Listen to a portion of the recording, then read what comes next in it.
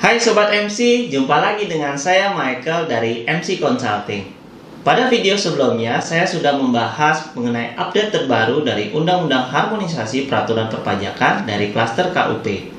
Kali ini kita akan melihat apa saja pokok-pokok penting perubahan dari Undang-Undang HPP pada klaster PPN. Kemudian jika kita melihat perubahan demi pokok pasal 4A ayat 2 huruf A dan B. Nah, barang yang tidak kena PPN apa aja? Yang tidak termasuk barang kena PPN apa aja? Yaitu barang kebutuhan pokok yang sangat dibutuhkan oleh rakyat banyak dan huruf A dihapus. Kemudian barang hasil pertambangan atau hasil pengolahan yang diambil langsung dari sumbernya tidak termasuk hasil pertambangan batu bara. Huruf B dihapus. Yang dimana aturan sebelumnya barang kebutuhan pokok dan barang hasil pertambangan atau hasil pengeboran yang diambil langsung dari sumbernya tidak termasuk hasil pertambangan batu bara, termasuk non-BKP.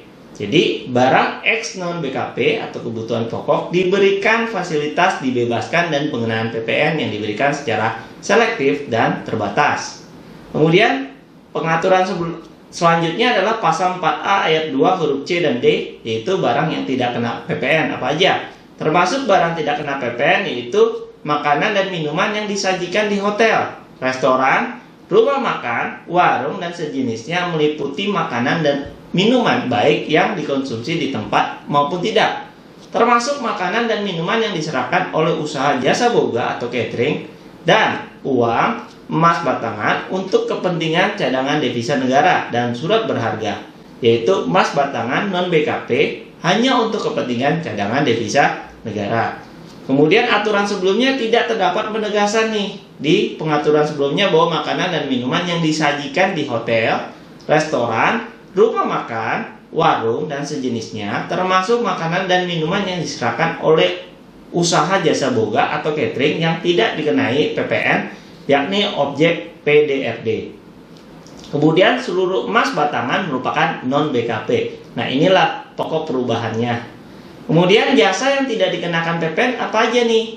Yang tidak termasuk jasa tidak kena PPN ini cukup banyak, yaitu jasa pelayanan kesehatan medik, pelayanan sosial, pengiriman surat dengan perangko, kemudian jasa keuangan, jasa asuransi, jasa pendidikan, jasa penyiaran yang tidak bersifat iklan, kemudian jasa angkutan umum di darat dan di air, serta jasa angkutan udara dalam negeri yang menjadi bagian yang tidak terpisahkan dari jasa angkutan udara luar negeri. Kemudian jasa tenaga kerja, jasa telepon umum dengan menggunakan uang logam, dan jasa pengiriman uang dengan wesel pos.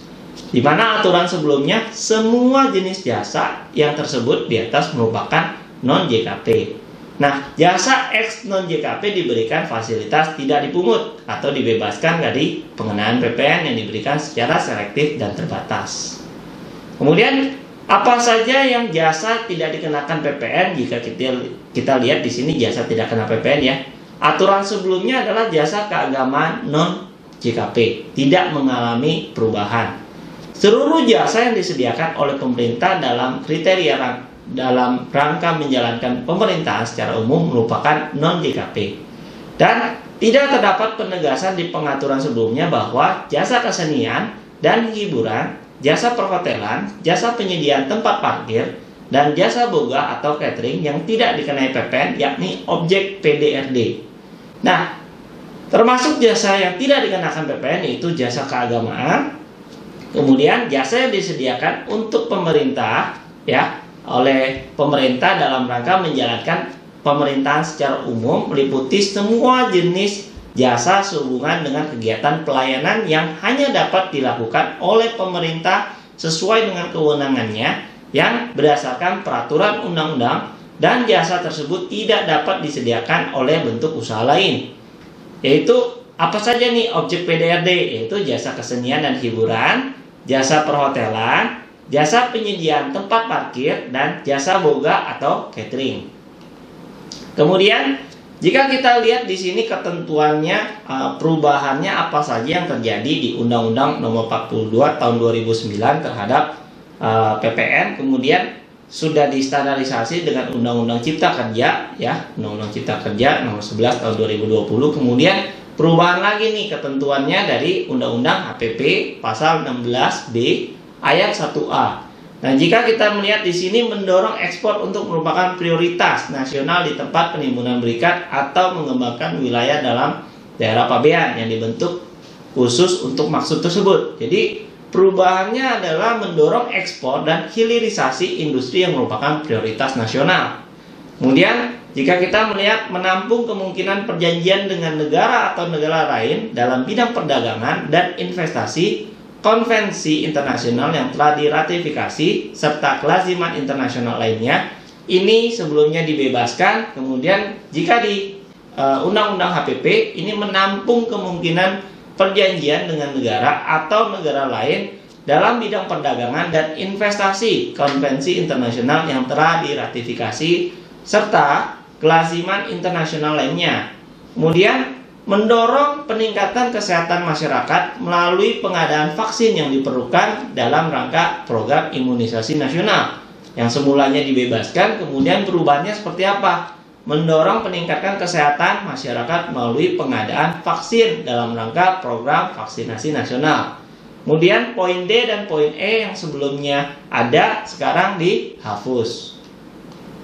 Kemudian poin F, G, H, I, J, apa saja yang dihapus? Ya, yang dihapus adalah poin H, poin I, dan poin J. Nah, poin H apa yang dihapus? Yaitu menjamin tersedianya perumahan yang harganya terjangkau oleh masyarakat lapisan bawah, yaitu rumah sederhana, rumah sangat sederhana, dan rumah susun sederhana. Nah, ketentuan di Undang-Undang HPP ini dihapus. Kemudian poin yang I, mendorong pengembangan armada nasional di bidang angkutan darat, air, dan udara. Nah, ini dihapus di Undang-Undang HPP. Kemudian, mendorong pembangunan nasional dengan membantu tersedianya barang yang bersifat strategis seperti bahan baku kerajinan perak yang semulanya ada dibebaskan, kemudian di Undang-Undang HPP dihapus. Dan yang lainnya terjadi perubahan-perubahan ya cukup mendasar, cuman deskripsinya lebih ditambahkan ya. Kalau di sini tidak ada perubahan untuk poin F, G, K, dan L ya. Ada yang dibebaskan, ada juga yang tidak dipungut. Kemudian di poin N, nah di poin N ini menjamin tersedianya air bersih dan listrik yang sangat dibutuhkan oleh masyarakat. Nah, ini dihapus di ketentuan Undang-Undang HPP.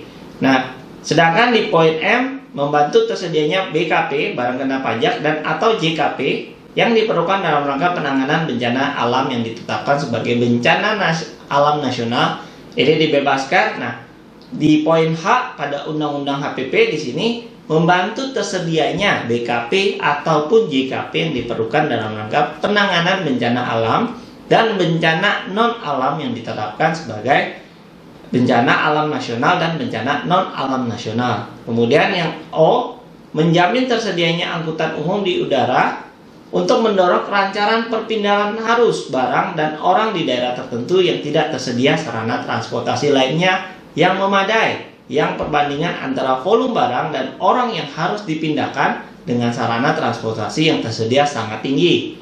Ya, di poin O ini perubahannya di ketentuan HPP seperti apa? Menjamin tersedianya angkutan umum di udara untuk mendorong kelancaran perpindahan arus barang dan orang di daerah tertentu yang tidak tersedia sarana transportasi lainnya yang memadai, yang perbandingan antara volume dan orang yang harus dipindahkan dengan sarana transportasi tersedia sangat tinggi. Artinya tidak ada perubahan nih. Nah, kemudian ada penambahan di poin J, yaitu mendukung tersedianya barang dan jasa tertentu yang bersifat strategis dalam rangka pembangunan nasional, antara lain ya, ini di Undang-Undang HPP ya. Jika kita lihat ada apa aja. Untuk informasi lebih lanjut, Anda dapat mengakses website kami. Link tertera pada kolom deskripsi di bawah ini. Jangan lupa untuk follow Instagram kami @michaelconsulting dan support YouTube channel Michael Consulting dengan cara like, subscribe, and share, serta nyalakan lonceng notifikasinya agar Anda tidak ketinggalan update terbaru dari MC Consulting.